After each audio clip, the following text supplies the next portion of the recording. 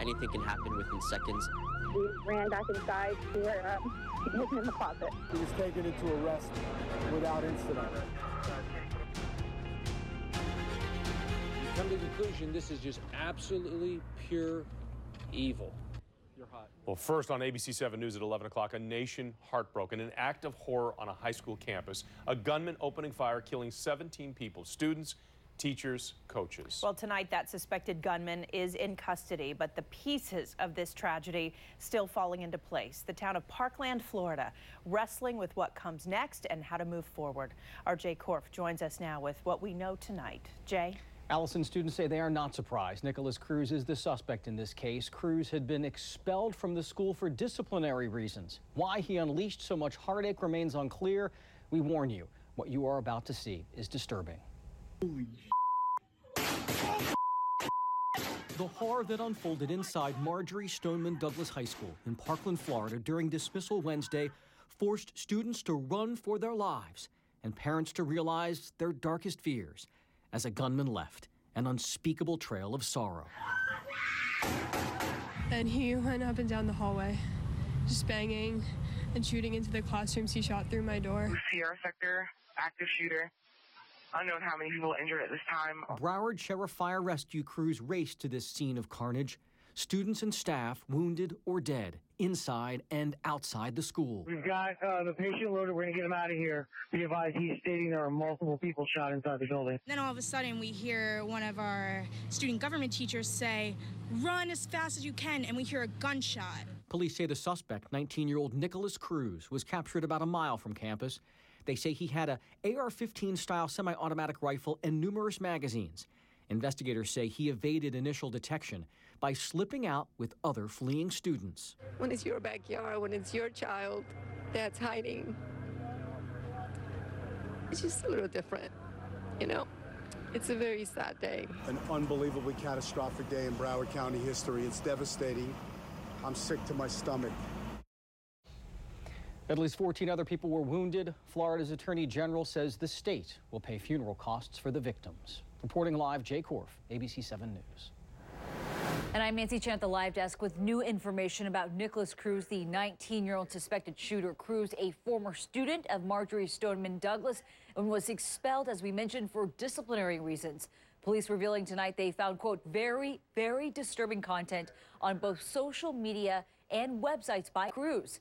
Cruz was known by students as a well-known weapons enthusiast who had once tried to sell knives to a classmate and was not allowed to bring a backpack to school because bullet fragments were found in his bag.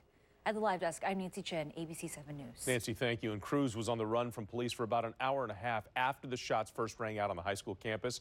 Police finally announcing that he was in custody shortly after 4 o'clock in the afternoon. Former FBI agent Brad Garrett says that the investigation does not end once police find their shooter. But you don't know what the shooter left behind. In other words, did he leave explosives? Did he leave something else that needs to be rendered safe? And you also have to double check there aren't kids hiding in the school, because that's entirely possible. Today's shooting marks the 18th school shooting just since January 1st.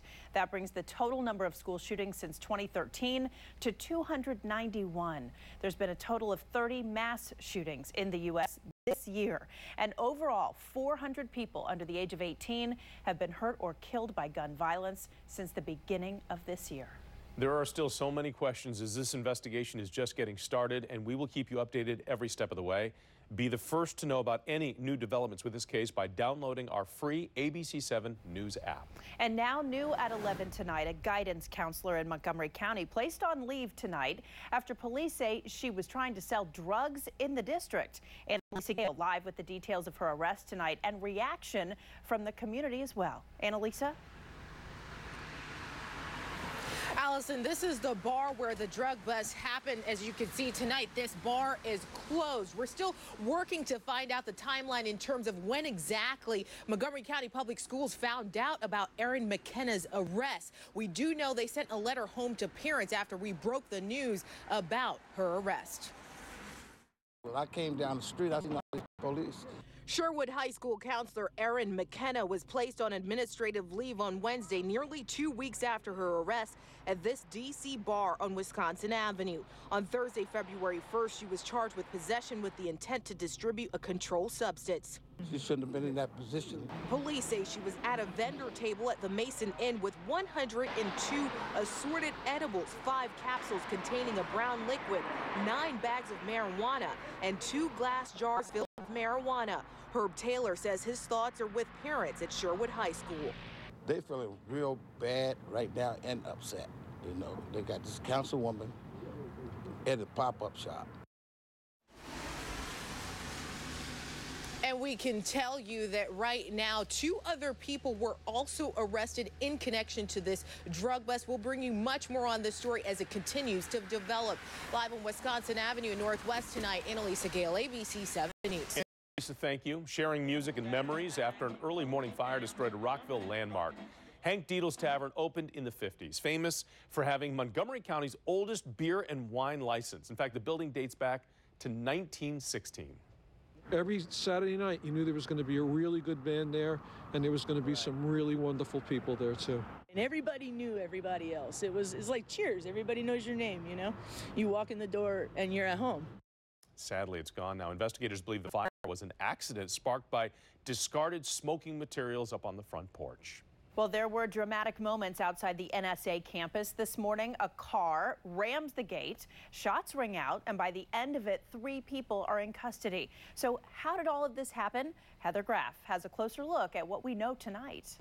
Every day, thousands of people traveling Route 32 in this part of Maryland drive right past the heavily secured headquarters of the National Security Agency. Nobody says NSA, keep out. An area where sources now tell ABC